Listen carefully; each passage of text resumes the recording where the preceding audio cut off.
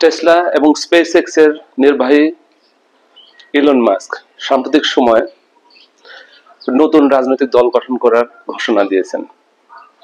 কিছুদিন আগে গত নির্বাচনে, আমেরিকান নির্বাচনে ইলন মাস্ক ডোনাল্ড ট্রাম্পের নির্বাচনী প্রচারণায় প্রচুর অর্থ ঢেলেছেন এবং সরাসরি ডোনাল্ড ট্রাম্পকে সহযোগিতা করেছেন।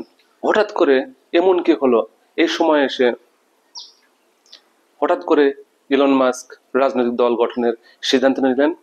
মূল আলোচনায় যাওয়ার আগে সুপ্রিয় দর্শকবৃন্দ, আপনাদের অনুরোধ করছি আমার চ্যানেলটি সাবস্ক্রাইব করার জন্য। বেশ কিছুদিন আগে Donald Trump big beautiful bill নামে একটি বিল পাশ করেছেন। বিগ বিউটিফুল এই বিলটি কি? এই বিলটি মূলত কর এবং ব্যয় বৃদ্ধির একটি বিল।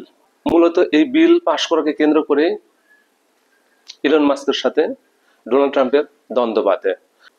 ইলন মাস্কের মতে এই বিল পাশ হলে আমেরিকার অর্থনীতি দেউলিয়া হয়ে যাবে। এখন একটু ছোট্ট করে আলোচনা করি। ইলন মাস্ক যে ঘোষণাটা দিয়েছেন, উনি কি সফল হতে পারবেন? ইতিমধ্যে আমেরিকার অর্থমন্ত্রী ইলন মাস্ককে রাজনীতি থেকে সরে যেতে বলেছেন এবং ব্যবসায় মনোযোগ দিতে অনুরোধ করেছেন।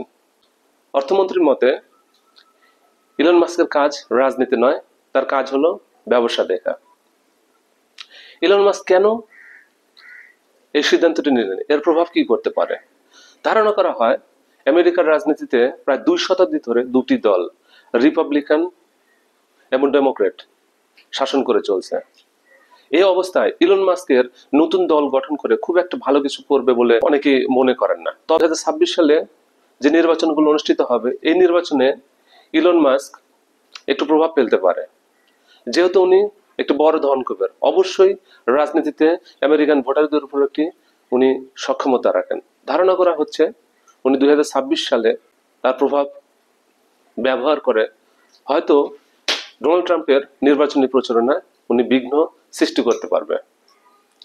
তবে আমার ব্যক্তিগত ধারণা, এই রাজনৈতিক দল আমেরিকা পার্টি গঠন করে খুব সফলতা অর্জন করবেন বলে আমার মনে হয় না।